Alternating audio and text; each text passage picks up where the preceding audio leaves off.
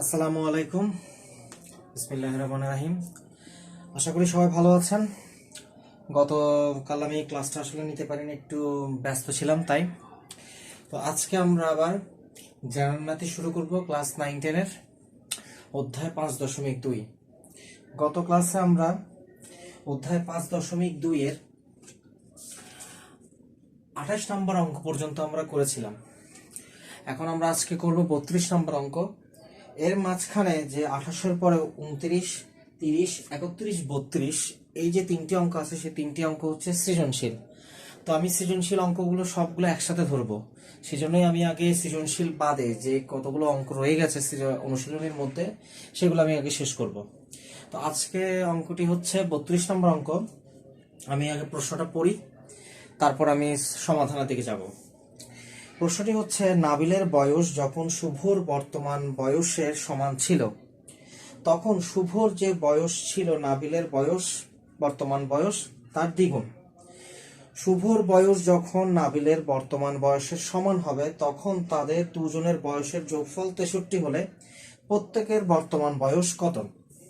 এখানে কিন্তু তিনটি শর্ত দেওয়া আছে। একটি হচ্ছে নাবিলের বয়স যখন শুভর বর্তমান বয়সের সমান ছিল, এটি হচ্ছে 1 নম্বর শর্ত। 2 নম্বর শর্ত হচ্ছে শুভর যে বয়স ছিল নাবিলের বর্তমান বয়স তার দ্বিগুণ, এটি হচ্ছে 2 নম্বর শর্ত। 3 নম্বর শর্তটি হচ্ছে শুভর বয়স যখন নাবিলের বর্তমান বয়সের সমান হবে, তখন তাদের দুজনের বয়সের যোগফল হবে 63। তিনটি শর্ত, এই তিনটি শর্তই সমাধান করে আমাদেরকে দুজনের বর্তমান বয়স বের করতে হবে। তাহলে প্রথম শর্তের দিকে আমরা আলোকপাত করি। এখানে আমি প্রথমে ধরে নিলাম নাবিলের বর্তমান বয়স x, শুভর বর্তমান বয়স y। তাহলে প্রথম শর্তে আমার কি বলা আছে? প্রথম শর্তে বলা আছে নাবিলের বয়স যখন শুভর বর্তমান বয়সের সমান ছিল। তার মানে এখানে বলছে যে কোনো এক পর্যায়ে এসে, কোনো একটা সময়ে এসে একজনের বয়স আরেকজনের বয়সের সমান হয়ে গেছে। তার মানে আমি একটা উদাহরণ দেই। ধরেন এটা হচ্ছে 2020 সাল। 2019 সালে মায়েশা নামক একটি মেয়ের বয়স হচ্ছে আপনার 20 বছর বর্তমানে। 2018 সালে শাকিল নামের একটা ছেলের বয়স ছিল 20। তাহলে দেখেন 2019 সালে মায়েশার বয়স ছিল 20 এবং 2018 সালে শাকিলের বয়স ছিল 20। তাহলে 2019 সালে এসে মায়েশার বয়স এবং শাকিলের বয়স প্রায় একই হয়ে গেছে। তার মানে আমি বোঝাতে চাচ্ছি যে 2019 সালে মায়েশার বয়স 20 বছর ছিল, তো 2018 সালে শাকিলের বয়স কত ছিল? 20 বছর। তাহলে একটা নির্দিষ্ট সময় পরে এসে মায়েশার বয়সটা শাকিলের বয়সের সমান হয়ে গেছে। তাহলে আমি এখানে দেখলাম পি বছর পূর্বে নাবিলের বয়স শুভর বর্তমান বয়সের সমান ছিল।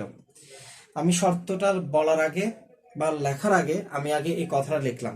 আশা করি আমার কথাটা বুঝে গেছেন। তারপর আমি আরেকবার বলি যে 2019 সালে মায়েশার বয়স ছিল 20 আর 2018 সালে শাকিলের বয়স ছিল 20।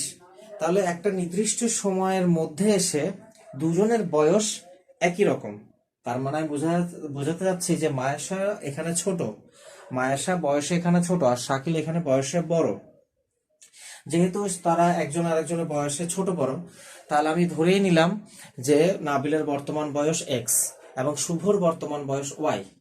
তাহলে এখানে ছোটকে শুভ, তার মানে মায়েশা এখানে ছোট, আর এখানে নাবিল বলতে শাকিলকে বোঝাচ্ছে। শাকিলের বর্তমান বয়স x এবং শাকিল হচ্ছে বয়সে বড়।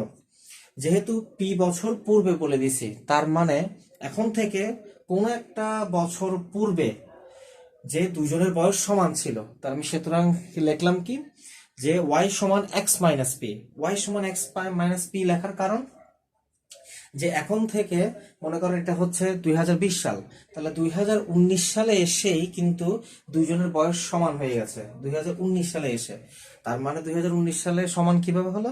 এই যে একটু আগে বললাম যে মায়েশা 2019 সালে 20 বছর ছিল আর শাকিল 2018 সালে 20 বছর ছিল। তার মানে মায়েশার বয়সটা 2019 সালে এসে শাকিলের বয়সের সমান হয়ে গেছে। এই কথাটাই এখানে বলা হয়েছে। তাহলে সুতরাং ওয়াই সমান এক্স মাইনাস পি। এই পিটা হচ্ছে যে তার বয়সটা যখন 20 বছর হয়, কত বছর আগে 20 বছর হয়েছিল, সেটা নাবিলের বয়সের সমান ছিল বর্তমান বয়সের। এটা হচ্ছে 1 নম্বর শর্ত। এবার 2 নম্বর শর্ত বলছে তখন শুভর যে বয়স ছিল, নাবিলের বয়স বর্তমান বয়স তার দ্বিগুণ ছিল। তার মানে মায়েশার তখনকার সময়ে যে বয়সটা ছিল 2019 সালে, 2020 সালে এসে শাকিলের বয়সটা মায়েশার বয়সের দ্বিগুণ হয়ে গেছে। তার মানে এটা বোঝাতে যাচ্ছে যে 2019 সালে মায়েশার বয়স যদি 20 বছর হয়, জাস্ট আমি এগুলো জাস্ট অনুমান করছি। অনুমানটা করার কারণ হচ্ছে এই কোশ্চেনের সাথে অনুমানটা যদি আমি মিলিয়ে করি তাহলে অঙ্কটার শর্তগুলো আমার ধরতে সুবিধা হবে। তাই তাহলে 2019 সালে মায়েশার বয়স যদি 20 বছর হয় বা 20 বছর ছিল ধরে নিলাম, তাহলে বর্তমানে শাকিলের বয়স কত? তার দ্বিগুণ, তার মানে 40। তাহলে সুতরাং 40, তাহলে সুতরাং আমি এখন 40 কিভাবে পাচ্ছি? কার বয়সের সাথে গুণ করলে আমি 40 পাচ্ছি? তার মানে আমি যদি মায়েশার বয়সের সাথে 2 গুণ করি তাহলে আমি ওই শাকিলের বয়সটা পেয়ে যাব বর্তমানে 2020 সালে এসে। তাহলে সেজন্য আমরা লিখলাম 2 ইন্টু ওয়াই মাইনাস পি সমান এক্স। তাহলে ওয়াই মাইনাস পিটা কি? ওয়াই মাইনাস পিটা হচ্ছে আপনি এখন থেকে ধরেন এখন থেকে কত বছর আগে ধরবো, ধরেন 2 বছর আগে যত বয়স ছিল তাকে 2 দ্বারা গুণ করলে আপনি বর্তমানে শাকিলের বয়সটা পাবেন। বাস এতটুকুই। এখন 3 নম্বর শর্ত। 3 নম্বর শর্তে বলেছে যে শুভর বয়স যখন নাবিলের বর্তমান বয়সের সমান হবে, তার মানে শুভর বয়স যখন নাবিলের বর্তমান বয়সের সমান হয়ে যাবে, তার মানে এখন নাবিলের বর্তমান বয়স, মনে করেন শাকিলের বর্তমান বয়স আমি একটু আগে বললাম 40। তাহলে যদি 40 হয় তাহলে কোনো একটা পর্যায়ে বা কোনো একটা সময় পরে এসেও তো এই মায়াশার বয়সটা 40 হবে। তাহলে এই দুইটা যদি যোগ করি তাহলে আমি 63 পাচ্ছি। তাহলে জিনিসটা আমি আরেকটু ক্লিয়ার করি। মনে করেন 2010 সালে মায়াশার বয়স ছিল 10, তাহলে 2020 সালে মায়াশার বয়স কত হবে? 20 বছর। সেম ভাবে 2020 সালে যদি মায়াশার বয়স যদি 20 হয় তাহলে 2010 সালে কত ছিল? 10 বছর। তো এখন আমরা যখন পূর্বে বলি যে এখন থেকে এত বছর পূর্বে তার বয়স কত ছিল, তখন আমরা বর্তমান বয়স থেকে বিয়োগ করি। আর আমরা যদি বলি যে এখন থেকে এতদিন পরে তার বয়স কত হবে, তাহলে আমরা কি করি? যোগ করি। তার মানে আমি যদি বলি এখন থেকে আমার 30 বছর, মানে 2030 সালে আমার বয়স কত হবে, তাহলে বর্তমান বয়স যেহেতু 20 হয় তাহলে 2030 সালে আরো 10 যোগ হবে, তাহলে কত হবে? 30 বছর। তাহলে আমি যদি বর্তমান বয়সের থেকে সামনের দিকে যাই তাহলে আমি পারি কি? যোগ করি। আর যদি পিছনের দিকে আসি তাহলে বিয়োগ করি। তাহলে আমাকে বলে দিছে যে শুভর বয়স যখন নাবিলের বর্তমান বয়সের সমান হবে তখন তাদের দুজনের বয়সের যোগফল 63 হবে। তার মানে এখন যদি শাকিলের বয়স 40 হয় তাহলে কোনো এক সময় যে তো মায়াসের বয়সও 40 হবে, তাহলে এই দুজন বয়সের যোগফলটা হবে 63। জাস্ট এটাই হচ্ছে অনুমান করা আমার বোঝানোর জন্য। এটা হচ্ছে 3 নম্বর শর্ত। তাহলে আমি প্রথমে লিখলাম 2 নং হতে পাই, 2 নং হতে কি পেয়েছিলাম? 2 ইন্টু ওয়াই মাইনাস পি সমান এক্স। তাহলে 2 দ্বারা আমরা ওয়াই মাইনাস পিটাকে গুণ করলাম। তাহলে 2 মাইনাস ওয়াইটাকে গুণ করলে 2 ইন্টু ওয়াই মাইনাস পি কে গুণ করলে কত আসবে? 2y মাইনাস 2p সমান এক্স, বা 2y মাইনাস এক্স সমান 2p, পক্ষান্তর করে নিলাম, বা 2p সমান 2y মাইনাস এক্স। এটা হচ্ছে 5 নম্বর সমীকরণ। আবার 1 নং থেকে কি পাই? 1 নং থেকে y সমান এক্স মাইনাস পি। তাহলে সেম ভাবে এখানেও পক্ষান্তর করব, পিটাকে এই সাইডে নিয়ে আসবো আর ওয়াইটাকে ওই সাইডে নিয়ে যাবো, তাহলে p সমান এক্স মাইনাস ওয়াই। এটা হচ্ছে 5 নম্বর শর্ত। তাহলে 3 নং হতে আমরা কি পাই? 3 নং এ আমার লেখা ছিল x plus p plus y plus p সমান 63। তাহলে x plus y plus 2p, 2p কেন? কারণ এখানে দুটি পি আছে, সেজন্য আমরা দুইটা পি কে যোগ করলে 2p পাই, 63। এখন 2pর একটা মান দেওয়া আছে বা 2pর একটা মান বের করেছি আমরা 4 নম্বর সমীকরণে, ওটা আমি বসাই দিলাম। তাহলে 2y মাইনাস এক্স, তাহলে এক্স এক্স চলে গেল, রয়ে গেল y প্লাস 2y। তাহলে ওয়াই প্লাস 2y যোগ করলে 3y সমান 63। তাহলে y এর সাথে যেহেতু তিনটা গুণ আকার আছে, এটা যদি সমান চিহ্নের ওই সাইডে চলে যায় তাহলে ভাগ হবে। তাহলে 63 কে 3 দ্বারা ভাগ করলে আমি পাচ্ছি 21। এবার 5 নম্বর সমীকরণটাকে আমি 2 দ্বারা গুণ করে 4 থেকে বিয়োগ করব। তাহলে আমি কি বললাম যে 5 নম্বর সমীকরণকে 2 দ্বারা গুণ করব। তাহলে 5 নম্বর সমীকরণকে 2 দ্বারা গুণ করলে আমার কি কি আসতেছে, 2p সমান 2x মাইনাস 2y। এই সমীকরণটা পাওয়ার পরে কার থেকে বিয়োগ করতে হবে, 4 নম্বর সমীকরণ থেকে। তাহলে দেখেন 4 নম্বর সমীকরণ থেকে বিয়োগ করলাম, যেহেতু আমি বলেই দিয়েছি প্রথমে কার থেকে বিয়োগ করতে হবে, 4 নম্বর থেকে। তাহলে 4 নম্বর সমীকরণের ফার্স্টে হাতের বাম সাইডে কি আছে, 2p লিখলাম। তারপরে 5 নম্বর সমীকরণটাকে আমি 2 দ্বারা গুণ করেছিলাম, তাহলে কি পেয়েছিলাম 2p, ওই 2pটাও লিখলাম। তাহলে 2p মাইনাস 2p সমান, আবার 4 নম্বর সমীকরণের হাতের ডান সাইডে আছে 2y মাইনাস x লিখলাম। লেখার পরে আমাকে 5 নাম্বার থেকে 5 নাম্বারটা বিয়োগ করব।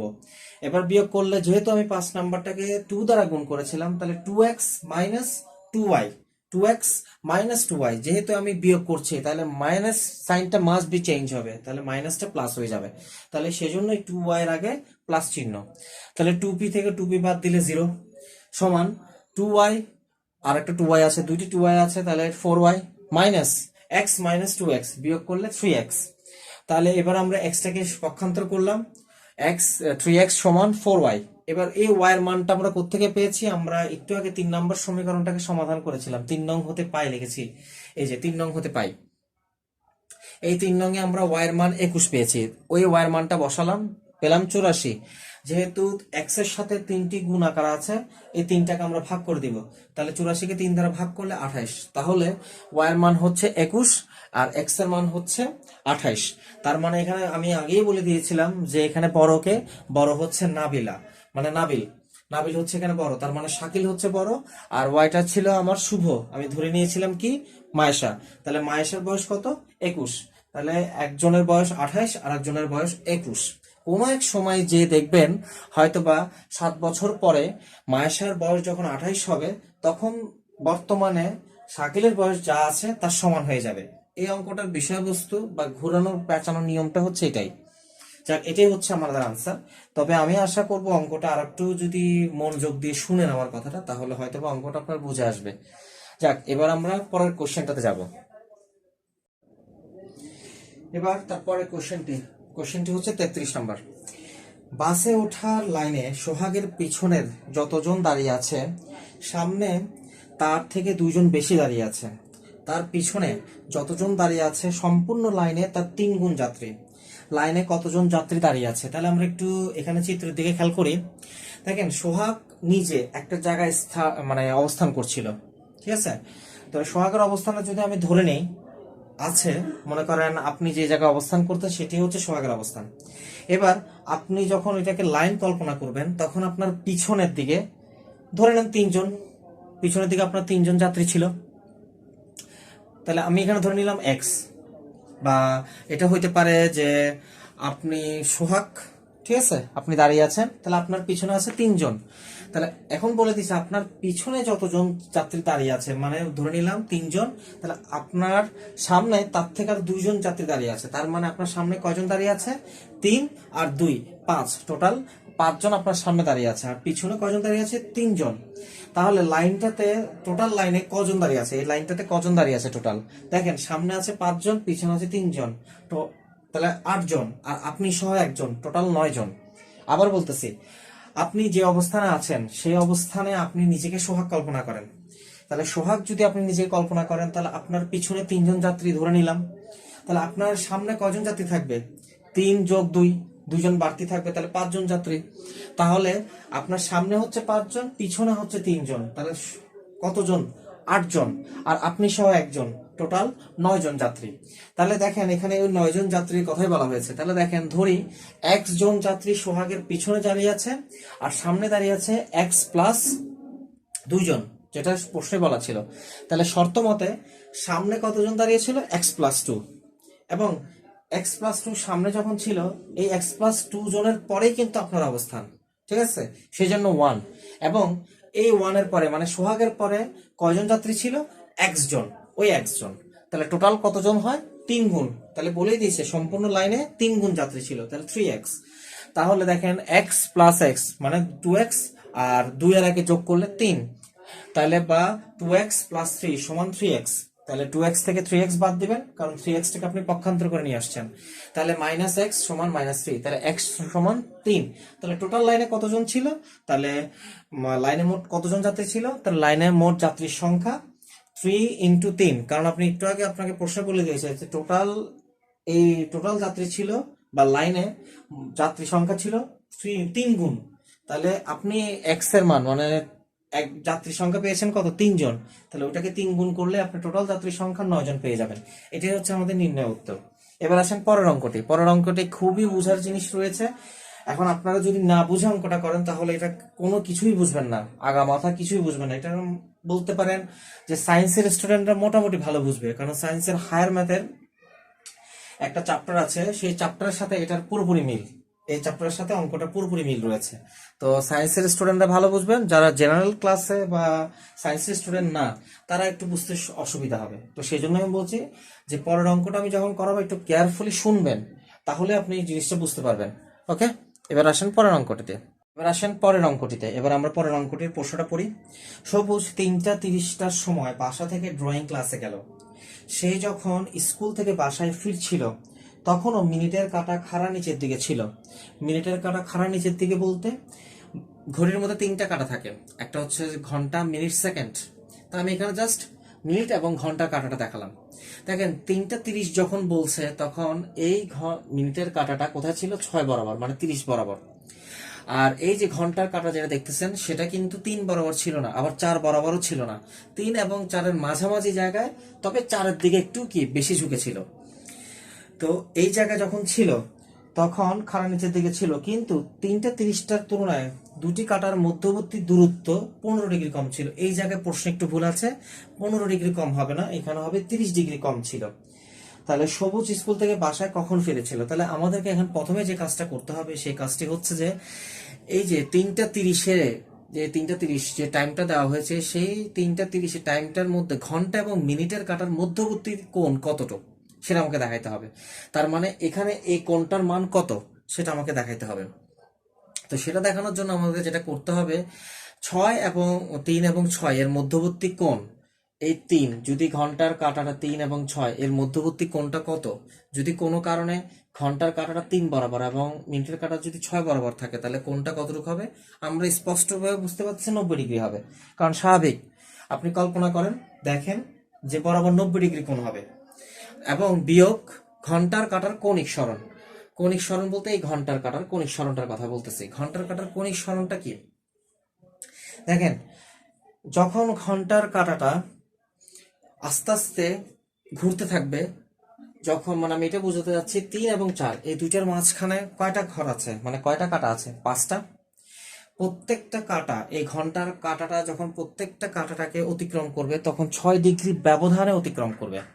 তার মানে আমি বুঝাতে যাচ্ছি ঘন্টার কাঁটা যখন 3-এ আছে তখন 3-এর থেকে যখন একটু সামান্য মানে এক ঘরের দিকে আসবে, মানে 3টা 1 মিনিটে যখন আসবে তখন ওই ঘন্টার কাঁটাটার দূরত্বটা মানে মানে বলতে পারলে কোনটা 6 ডিগ্রি হবে। তার মানে আবারও বলতেছি, মনে করেন এই ঘন্টার কাঁটাটা 3 বরাবর আছে, তাহলে 3 থেকে যখন একটু সামান্য নিচের দিকে নামবে, ঘড়ির কাঁটার নিয়ম অনুযায়ী তো একটু একটু করে ঘন্টার কাঁটাটা সরবে। যখন ঘন্টার কাঁটাটা সরবে, যখন এখানে আমরা যতটুকু জানি ঘড়ির মধ্যে থাকে 3 এবং 4, প্রত্যেকটা ঘরের মধ্যে 5 করে কাঁটা থাকে, যেমন 3 এবং 4-এর মাঝখানে 5টা করে ঘর আছে, আবার 4 এবং 5-এর মাঝখানে 5টা দাগ আছে, আবার 5 থেকে 6-এর মধ্যে 5টা দাগ আছে। তাহলে এই 5টা দাগ অতিক্রম করতে মাসবি ঘন্টার কাঁটাটাকে 6 ডিগ্রি ব্যবধানে ঘুরতে হবে। তাহলে এখানে 6 ডিগ্রি ব্যবধান মানে বুঝবো, তাহলে ঘন্টার কাঁটার কৌণিক সরণ, তাহলে আমরা একটু আগে বললাম ঘন্টার কাঁটার কৌণিক সরণটা কি, 3 থেকে যখন এই 4-এর দিকে ঘন্টার কাঁটাটা আস্তে আস্তে নিচের দিকে নামবে, তাহলে দেখেন 3টা 30-এ যখন আসছে তখন এই ঘন্টার কাঁটাটা কি 90 ডিগ্রি ব্যবধানে ছিল, 90 ডিগ্রি কোণে ছিল? অবশ্যই না, 30 ডিগ্রি ব্যবধানে ছিল, 30 ডিগ্রি কোণে। কেন 30 ডিগ্রি? কারণ যদি এই ঘন্টার কাঁটাটা 3 বরাবর থাকতো তাহলে 90, যেহেতু 3 থেকে সরে একটু 4-এর দিকে আসছে তাহলে তার নিশ্চয়ই তার কোণের ব্যবধানটাও কমে আসবে, তাহলে কোণের ব্যবধানটা 30 ডিগ্রি। ইন্টু 0.5 কেন? 0.5 এই কারণেই, কারণ ঘন্টার কাঁটাটা প্রত্যেকবার একটা কাঁটাকে যখন অতিক্রম করে আসবে তখন 6 ডিগ্রি ব্যবধান অতিক্রম করে আসবে, সেটাই বোঝানো হয়েছে। তাহলে 30 ইন্টু 0.5, তাহলে কত ডিগ্রি ব্যবধান? 15 ডিগ্রি। তাহলে 90 থেকে 15 বাদ দিলে 75। তাহলে 6 এবং 3 এবং 3টা 30-এর মধ্যে, এই 3টা 30 যখন টাইম হয় তখন ঘন্টা এবং মিনিটের কাঁটার মধ্যবর্তী যে কোণটা উৎপন্ন হয় সেই কোণটা তৈরি হয় 75 ডিগ্রি। এবার এখন 30 ডিগ্রি বামে ঘন্টা ও মিনিটের কাঁটার মধ্যবর্তী কোণ হলো 30 ডিগ্রি বামে, মানে আপনার হাতের বাম সাইডে, আপনার হাতের বাম সাইডে ঘন্টা এবং মিনিটের কাঁটার মধ্যবর্তী কোণ। তাহলে আমরা একটু আগে পেয়েছি এটার মান কত? 75 ডিগ্রি। এবং প্রত্যেকবারই সে 30 ডিগ্রি ব্যবধান করেই কি ঘুরে আসতেছে 30 ডিগ্রি ব্যবধানেই, ঠিক আছে? 30 ডিগ্রি ব্যবধানে যখন সে ঘুরে আসতেছে তখন 75 থেকে 30 বাদ দিলে তার 45 ডিগ্রি কোণ বামে উৎপন্ন হয়, তার হাত ঘড়ির কাঁটার বামে উৎপন্ন হয়। এখানে স্পষ্ট করে লেখা আছে যে 30 ডিগ্রি বামে ঘন্টা ও মিনিটের কাঁটার মধ্যবর্তী কোণ হলো। তার মানে আপনি চিন্তা করেন বাম সাইড কোনটা? আপনার হাতের বাম সাইডে, হাতের বাম সাইডে 30 ডিগ্রি বামে। তাহলে 30 ডিগ্রি বামে যদি হয় তাহলে 30 ডিগ্রি বামে ঘন্টা ও মিনিটের কাঁটার মধ্যবর্তী কোণ হলো 75 বিয়োগ 30 সমান 45 ডিগ্রি। ধরি ঘন্টার কাঁটাটি এক্স অবস্থানে আছে, তার মানে ঘন্টার কাঁটাটা এখন যে অবস্থানে আছে সেই অবস্থানটাকে আমরা ধরে নিলাম এক্স। তাহলে শর্ত মতে 6 মাইনাস এক্স করতে আসলো, 6 মাইনাস এক্সটা আসলো এই কারণেই, কারণ আমার যখন এই 3 4 5 6, তাহলে মিনিটের কাঁটা কোথায় ছিল? মিনিটের কাঁটাটা ছিল 6-এর ব্যবধানে, 6-এর ঘরে। তাহলে 6 minus x into 30 degree, 30 degree কেন? ওই যে বললাম 30 ডিগ্রি ব্যবধানে আছে, বিয়োগ 30 একটু আগে লিখছিলাম, তাহলে 30 ইন্টু 0.5, 0.5 কেন? ওই যে বললাম একটু আগে যে 6 ডিগ্রি ব্যবধান করে সে প্রত্যেকবার ঘুরে আসবে। যদি ঘুরে আসে তাহলে তার বাম সাইডেও সেম ভাবে 45 ডিগ্রি কোণ উৎপন্ন হবে, এই 45 ডিগ্রি কোণ। তার মানে আমরা বাম সাইডে 45 ডিগ্রি কোণ পেলে হাতের ডান সাইডে আমরা 45 ডিগ্রি কোণ পাবো, এই দুইটা সমান। বা এবার আমরা গুণ করলাম 30 ইন্টু 6 মাইনাস এক্স, মাইনাস 30 ডিগ্রিকে যখন আপনি 0.5 দ্বারা গুণ করবেন তখন 15 ডিগ্রি পাবেন সমান 45 ডিগ্রি। এবার 15 ডিগ্রিকে ওই সাইডে নিবেন হাতের ডান সাইডে, তাহলে 45 যোগ 15 সমান 60 ডিগ্রি। এবার 30 যেহেতু গুণ আকারে আছে 6 মাইনাস এক্স এর সাথে, ওটাকে ওই সাইডে গিয়ে নিলে ভাগ, তাহলে 60কে 30 দিয়ে ভাগ করেন 2, তাহলে 2 যখন আসছে তখন 6টাকে ওই সাইডে ট্রান্সফার করেন, আপনার -6 আসবে। তাহলে যেহেতু 6টা বড় তাহলে -4 আসবে, তাহলে এক্স এর মান আসবে 4। তাহলে এক্স এর মানটা 4 কেন আসছে? তাহলে ঘন্টার কাঁটাটা তখন ছিল এক্স, মানে এক্স অবস্থানে ছিল, আমি একটু আগে বলে দিলাম ঘন্টার কাঁটাটা এক্স অবস্থানে মানে 4-এর অবস্থানে ছিল, তার মানে 4টা বেজেছিল। তাহলে 4টা যখন বেজেছিল তাহলে আমাকে প্রশ্নে কি বলছে? প্রশ্নে বলছে যে সবুজ স্কুল থেকে বাসায় কখন ফিরেছিল। তাহলে সবুজ স্কুল থেকে বাসায় কখন ফিরেছিল? তাহলে সবুজ বাসায় থেকে স্কুল থেকে বাসায় ফিরেছিল 4টা 30 মিনিটে। 4টা 30 মিনিট কেন? আমরা তো এখানে 4 বের করেছি, 4টা 30 মিনিট কেন আসলো? দেখেন 4টা 30 মিনিট এই কারণে আসছে কারণ আমি একটু আগে এই অঙ্কটা যখন আমি করেছিলাম দেখেন প্রত্যেকটা জায়গায় 30 30 এই কথাটা লেখা আছে। 30 লেখার অর্থটা হচ্ছে যে 3 থেকে যখন 4-এর ঘরে আপনার ঘন্টার কাঁটাটা অবস্থান করবে বা আসবে তখন 30 ডিগ্রি ব্যবধান করেই সে আসবে। তার মানে সে যখন যখন তার মানে বাসায় আসছিল তখন 30 ডিগ্রি ব্যবধান করে তাকে সামনের দিকে যেতে হবে। তার মানে আমাদের হিসাব অনুযায়ী সে 4টা বাজে, হিসাব অনুযায়ী 4টা বাজে আসছে বাসায়, কিন্তু ওই যে বললাম ঘন্টার কাঁটাটা যত বেশি মানে এক ঘর পর পর যখন অতিক্রম করবে 6 ডিগ্রি ব্যবধান করে আপনার 30 ডিগ্রি হবে। তাহলে 4 মানে 4 যখন আসছে মানে আমার 4টা বেজে 30 মিনিটে যখন এটা করতে আসলো, এই যে এই ঘন্টার কাঁটাটা 4-এ আসলো, তার মানে নিশ্চয়ই এইটা তো আমার স্থির হয়ে গেছে, ঘন্টার কাঁটা তো 4-এ আসলো, ঠিক আছে? সে তো 3টা 30-এ রওনা দিয়েছিল, 3টা 30-এ যখন রওনা দিয়েছিল তো 4টা 30 কেন আসলো? আমার এখানে তো 4টা আসছে, আমি এখানে 4টা না লিখে 4টা 30 কেন লিখলাম? 4টা 30 এই কারণে লিখলাম যে তাকে বলে দেওয়া হয়েছে যে প্রশ্নে লেখা আছে দেখেন, কিন্তু 3টা 30 তার তুলনায় দুটি কাঁটার মধ্যবর্তী দূরত্ব 15 ডিগ্রি কম ছিল। আমি এটা বলছিলাম 30 ডিগ্রি কম ছিল, এটা বলছিলাম আমি। তাহলে 30 ডিগ্রি যদি কম হয় তাহলে ওদিকে মাস্ট বি 30 ডিগ্রি ব্যবধান বেড়ে যাবে, তো 30 ডিগ্রি যদি ব্যবধান বেড়ে যায়, তাহলে এখন আমাদের বের হয়েছে 4টা, তাহলে ওখানে ব্যবধান যেহেতু বাড়তি 30 আছে, তাহলে 4টা 30 হবে। তাহলে সবুজ 4টা 30 মিনিটে বাসায় ফিরেছিল। তো আজকে এতটুকু পর্যন্ত। আমি আশা করি হয়তো বা 34 নাম্বারটা আপনাদের একটু প্রবলেম হবে, কিন্তু 32 আর 33 এই দুইটা অঙ্ক আপনারা খুব ভালোভাবে বুঝেছেন। তারপর আমি এই অঙ্কটা যদি আপনাদের প্রবলেম মনে হয়, তাহলে আপনারা আমাকে আবার কমেন্ট করবেন। আমি এই অঙ্কটা আবার নেক্সট ক্লাসে আবার ভালোভাবে বোঝানোর চেষ্টা করব। ঠিক আছে? তো আজকে এতটুকু পর্যন্তই। তাহলে রাখি। আল্লাহ হাফেজ। সবাই ভালো থাকবেন, সুস্থ থাকবেন। আল্লাহ হাফেজ। রাখি। আসসালামু আলাইকুম।